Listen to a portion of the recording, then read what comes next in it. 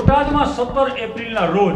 સૌની યોજના અંતર્ગત કાર્યક્રમમાં દેશના વડાપ્રધાન નરેન્દ્ર મોદીએ હાજરી આપવાના હતા, જેને લઈ સઘન સુરક્ષા તેમજ કાર્યક્રમમાં પણ કોઈ પણ જાતનો વિરોધ ન થાય તેને લઈ કોંગ્રેસ તેમજ પાસના કાર્યકરોની અટકાયત કરવામાં આવી, જેમાં 11 જેટલા પાસના કાર્યકરોને પોલીસ દ્વારા બેફામ માર મારવામાં આવી, જેમાં પાસના પ્રદેશ સંગઠન પ્રભારી દિલીપ સાબા સહિત અન્ય કાર્યકરોને પણ પોલીસ દ્વારા ઢોર માર મારતા પાટીદાર સમાજમાં રોષ ફેલાણો, જ્યાં આજે મોટી સંખ્યાની અંદર કહી શકાય કે પાટીદાર સમાજના લોકો એકત્રિત થઈ કલેક્ટર તેમજ ધારાસભ્યને બાઇક રેલી કાઢી આવેદનપત્ર આપવાની મંજૂરી માંગેલ, પણ તંત્રમાંથી તેમને મંજૂરી મળેલ નહીં। ત્યારે આજે સવારના સમયે ફક્ત 15 લોકોને કલેક્ટરને આવેદનપત્ર આપવાની મંજૂરી આપવામાં આવી। ત્યાં રેલીની જે જગ્યા છે, જે સ્થળ હતું જ્યાંથી રેલી નીકળવાની, તે સ્થળ પર સવારથી જ આશરે 1500 જેટલા પાટીદાર આગેવાનો તેમજ પીડિતાની મુલાકાતે આવેલા આમ આદમી પાર્ટીના આગેવાન ખનુભાઈ કરસરિયા પણ પહોંચી ગયેલા, જ્યાં પોલીસ દ્વારા તેમજ એસઆરપી અને મહિલાઓ દ્વારા એકત્રિત થઈ અને પાટીદાર સમાજના